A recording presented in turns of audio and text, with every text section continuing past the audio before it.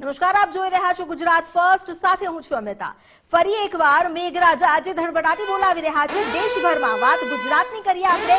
ગુજરાતમાં જ્યાં સરદાર સરોવર ડેમની જળ સપાટીમાં ધરખમ વધારો થયો છે, ઉપરવાસમાં વરસાદને કારણે ડેમમાં નવા નીરની આવક થઈ રહી છે। નર્મદા ડેમની જળ સપાટી સિઝનમાં પહેલીવાર 135.65 મીટર પર પહોંચી ગઈ।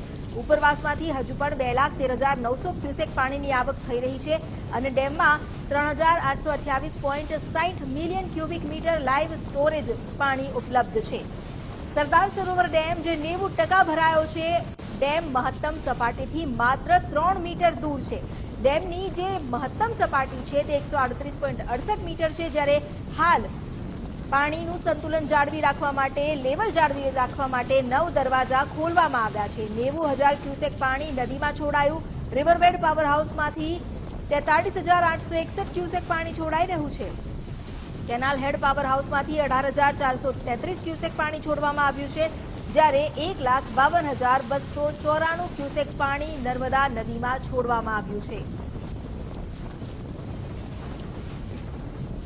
અમારી સાથે જોડાઈ ગયા છે આશીષ પટેલ। અત્યારે સરદાર સરોવર ડેમમાં આજે સતત જળ સપાટી વધી રહી છે, પાણી છોડવામાં પણ આવ્યું છે, શું સ્થિતિ, શું અપડેટ? કહી શકાય કે જે ઉપરવાસમાં ભારે વરસાદને કારણે 2,13,900 જેટલું ક્યુસેક પાણી આવવાને કારણે નર્મદા ડેમની સપાટીમાં દર કલાકે 2 થી 3 સેન્ટીમીટરનો વધારો થઈ રહ્યો છે અને આ વધારાને લઈને હાલ નર્મદા ડેમ 90% ભરાયો છે। હાલ નર્મદા ડેમની સપાટી જોવા જઈએ તો 135.65 મીટર થઈ છે, એટલે કહી શકાય કે જે મહત્તમ સપાટી છે 138.68 મીટર, જેનાથી માત્ર 3.2 મીટર દૂર હવે રહી છે।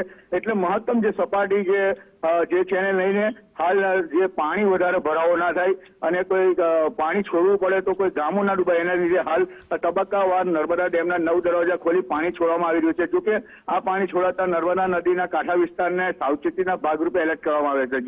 જી, આભાર આપનો જાણકારી આપવા માટે।